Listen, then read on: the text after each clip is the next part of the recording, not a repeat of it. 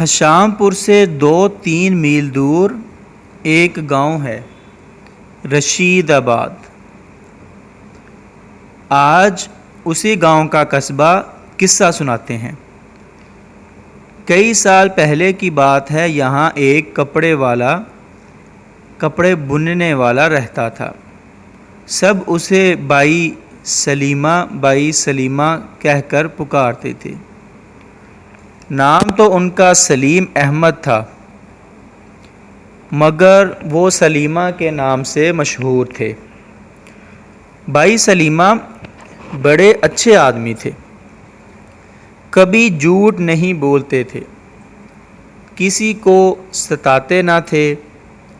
گاؤں کی مسجد میں 5 وقت نماز پڑھتے تھے، ہمیشہ اپنے کام سے کام رکھتے تھے۔ وہ سارا دن کپڑا بنتے رہتے اور سخت محنت کرتے۔ ان کے پاس جمع پونجی کچھ خاص نہ تھی۔ 3 بچے تھے، وہ بھی بیمار ہی رہتے تھے۔ بائی سلیمہ جتنا کماتے تھے سب انہی بچوں پر لگ جاتا تھا۔ پہلے بائی سلیمہ اکیلے ہی کپڑا بنتے تھے، مگر اب ان کی بیوی بھی چرخہ کاٹنے لگی تھی تاکہ گھر کا خرچ پورا ہو سکے۔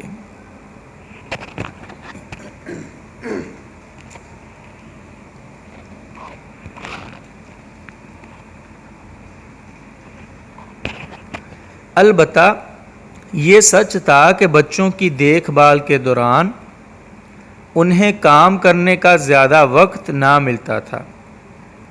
بائی سلیمہ کھدر کے جب کئی تھان بن لیتے تو منگل والے دن اپنی پیٹھ پر رکھ کر بشام پور بیچ آتے۔ ایک دن کیا ہوا کہ بائی سلیمہ کو کپڑے کا کوئی گاہک نہ ملا۔ پورا دن بیچارے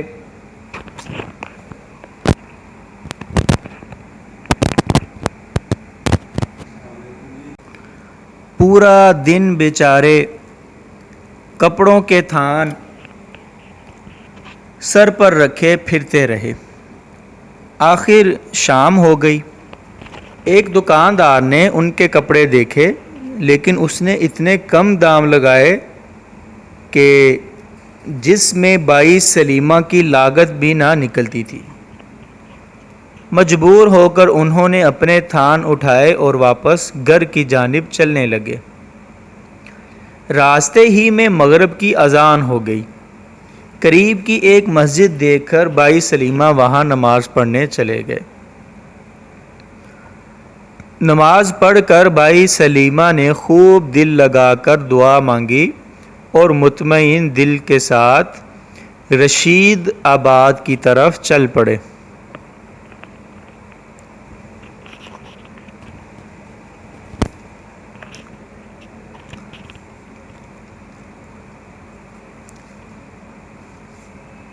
جب رشید آباد اور بشام پور کی سرحد پر پہنچے تو اندھیرا ہو گیا تھا۔ رشید آباد اور بشام پور کی جہاں حدود تھی وہاں ایک بڑا سا پتھر گڑا ہوا تھا۔ بائی سلیمہ پورا دن چل چل کر تھک گئے تھے۔ انہوں نے سوچا چلو کچھ دیر اس پتھر پر بیٹھ جائیں۔ جب وہ پتھر کے نزدیک پہنچے تو کیا دیکھتے ہیں کہ پتھر پر ایک ڈیڑھ سا رکھا ہوا ہے جو اندھیرے میں بھی چم چم کر رہا ہے۔ پتھر کے قریب ایک بہت خوبصورت جوان بیٹھا ہوا تھا۔ بائی سلیمہ نے جو غور سے ڈیڑھ کی طرف دیکھا تو وہ سونے کی اشرفیاں تھیں۔ دل میں سوچا ایک مٹھی بھر اشرفیاں اٹھا لوں، مگر آدمی تھے ایماندار، اور پھر پاس جو جوان بیٹھا تھا سمجھے اشرفیاں اسی کی ہوں گی، اس لیے پتھر کے پاس نہ گئے اور دور زمین پر ہی بیٹھ گئے۔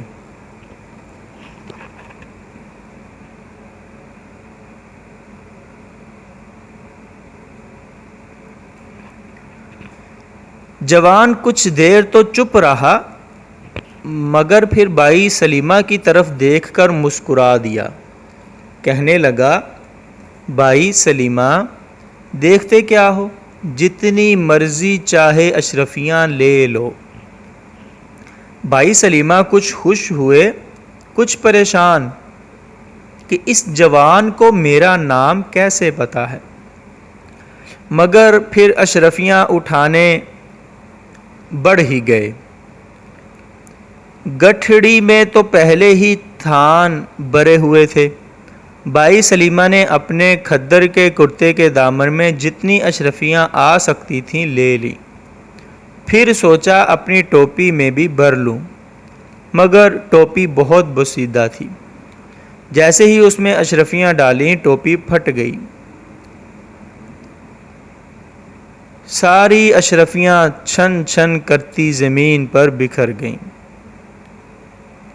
خیر جو دامن میں تھیں انہیں ہی لے کر اپنے گھر کا رخ کیا۔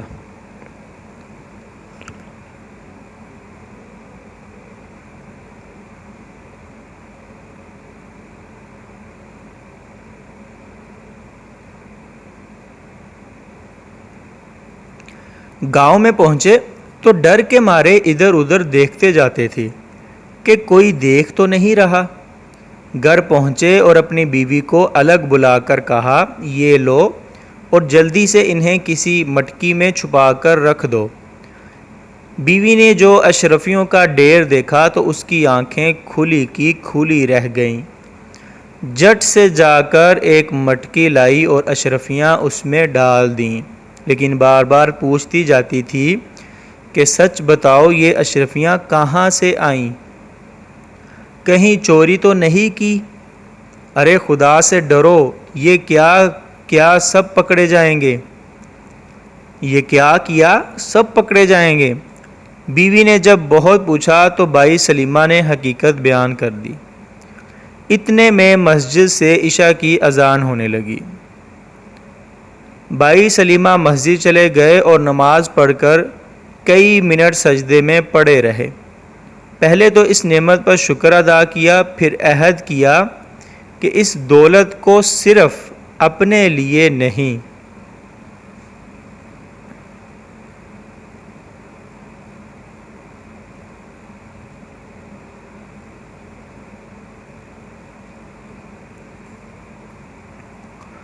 بلکہ دوسروں کی مدد کے لیے بھی استعمال کریں گے۔ وہ خوش بھی تھے کہ اب ان پیسوں کی مدد سے وہ اپنے بچوں کا علاج کروا سکتے تھے۔ انہوں نے دعا کی، میرے بچوں پر رحم کیا ہے، ان کی روزی کا سامان کیا ہے تو نے اے مالک تو اب انہیں نیک بھی بنانا۔ سجدے میں بھائی سلیمہ کے آنسو بھی نکل آئے۔ تھوڑے ہی دنوں میں بھائی سلیمہ کے گھر کا چھپر بھی نیا ہو گیا، کپڑے بھی سب بچوں کے بن گئے۔ ہوتے ہوتے ان کی دولت کی خبر سارے گاؤں میں پھیل گئی۔ اچھے لوگ کہتے تھے کہ دیکھو خدا کی قدرت، اس نے نیکی کا پھل دے دیا۔ برے لوگ جلتے تھے، سامنے تو بھائی سلیمہ کو اچھا کہتے مگر پیٹھ پیچھے برائیاں کرتے۔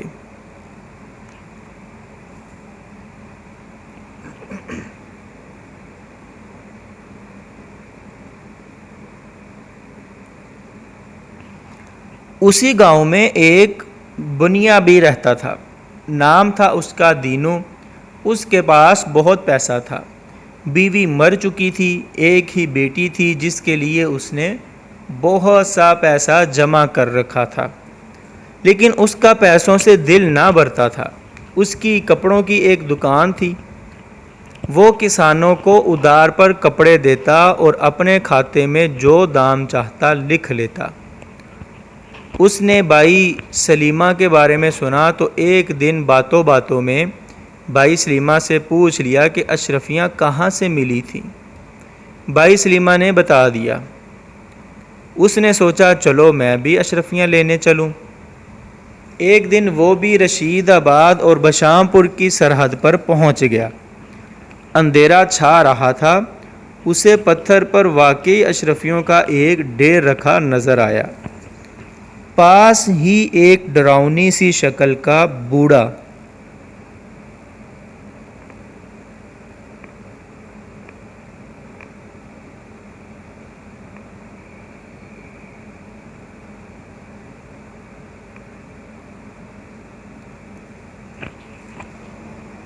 بیٹھا تھا۔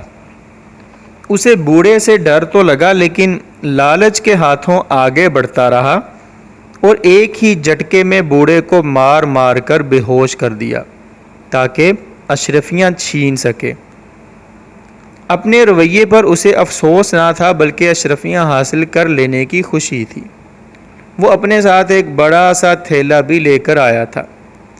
جٹ آگے بڑھا اور دونوں ہاتھ اشرفیوں کے ڈھیر پر مارے۔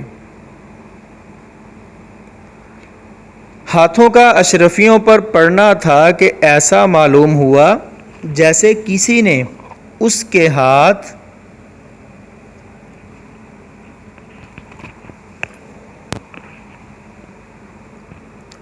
پکڑ لیے ہوں۔ دینو نے بہت زور لگایا، مگر ہاتھ اشرفیوں سے نہ ہٹے۔ تھوڑی دیر میں اشرفیاں گرم ہونے لگیں، اتنی زیادہ گرم ہو گئیں کہ اس کے ہاتھ جلنے لگے۔ وہ بہت رویا، پیٹا، چیخا، چلایا، مگر وہاں تھا کون جو اس کی چیخیں سنتا؟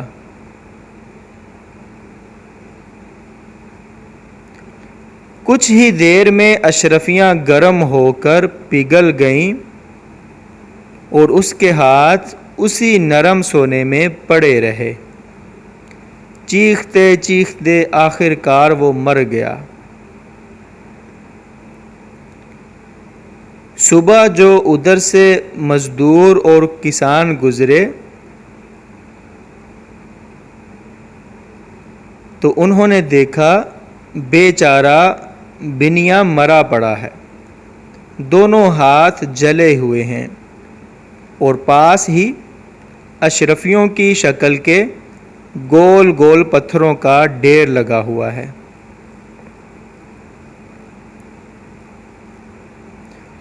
ناظرین، یہ تھا لالچ کا انجام۔ کہتے ہیں لالچ بری بلا ہوتی ہے۔ بنیا چونکہ پہلے ہی دولت مند تھا اور اس کی دولت جمع کرنے کی حرص ختم نہ ہوئی تھی، اسی وجہ سے اس نے بائی سلیمہ سے پوچھا اور وہاں سے اشرفیاں لینے نکل گیا۔ لیکن اس کو کیا معلوم تھا کہ انہی اشرفیوں کی وجہ سے اس کی موت واقع ہو جائے گی۔